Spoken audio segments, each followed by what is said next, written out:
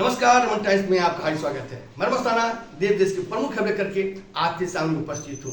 Syria की राजधानी दमिश्क में फ्रांस के राष्ट्रपति इमैनुअल मैक्रों के दौरे के दौरान शहर में कई धमाकेदार विस्फोट हुए। किसी के हताहत होने की सूचना नहीं है। पुलिस ने संदिग्धों को गिरफ्तार करके उनसे पूछताछ जारी रखी हुई है। वहीं बांग्लादेश के नेशनल सिटीजन पार्टी के नेतृत्व में छात्रों ने किया आरक्षण विरोधी रैली और किया धमाकेदार प्रदर्शन। बताते चले 1971 के युद्ध में जो स्वतंत्रता सेनानी थे, उनके परिवार के बच्चों को सरकारी नौकरी में 30% आरक्षण देने का कवायद थी, जिसका विरोध वहां के तत्कालीन बच्चे कर रहे हैं। अब परिस्थितियां बदल गई हैं, कंडीशन बदल गया है। अब सबको अपनी योग्यता, क्षमता, सामर्थ्य, कैपेबिलिटी के आधार पर नौकरियां मिलना चाहिए, मेरिट के आधार मिलना चाहिए, कंपटीशन के आधार पर मिलना चाहिए, किसी साथ भेदभाव नहीं होना चाहिए। इसको लेकर के उसने धमाकेदार प्रदर्शन किया है, जिससे वहां की सरकार सख्ते में आ गई है।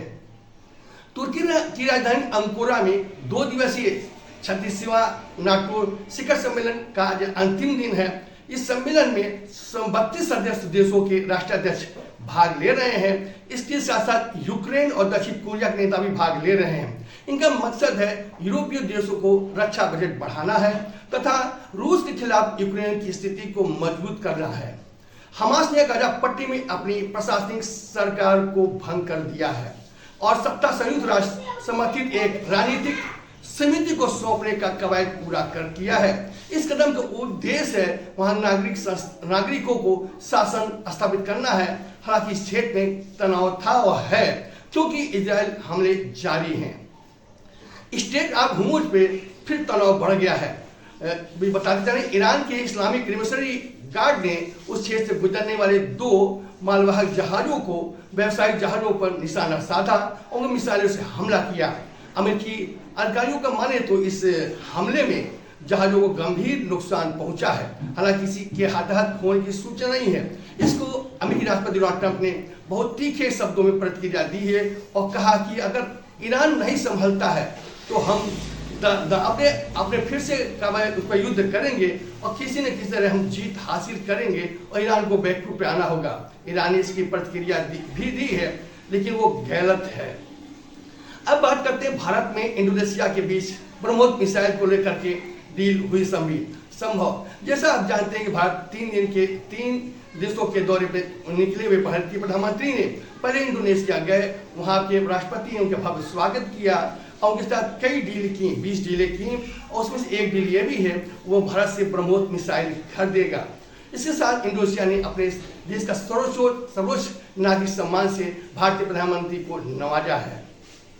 राम मंदिर चढ़ावा चोरी के प्रकरण को लेकर के 1990 के मशहूर पार्श्व गायक अभिजीत भट्टाचार्य ने अपना मुंह खोला है। उन्हें मीडिया के सामने कहा ये चोरी सब, चंदा चोरी सब गलत है, ये गड़बड़ी है, क्योंकि ये लोग राजनीतिक व्यक्ति नहीं है, कोई षड्यंत्रकारी नहीं है। इन्होंने राम मंदिर निर्माण में अपना सब कुछ न्यौछावर किया है, अपनी जवानी न्यौछावर की है, जान में जोखिम डाल करके ये 500 वर्ष के सपनों को साकार करने का काम किया है। वो ऐसा कर ही नहीं सकते हैं, लेकिन वो गैर राजनीतिक व्यक्ति हैं, षड्यंत्रकारी नहीं है।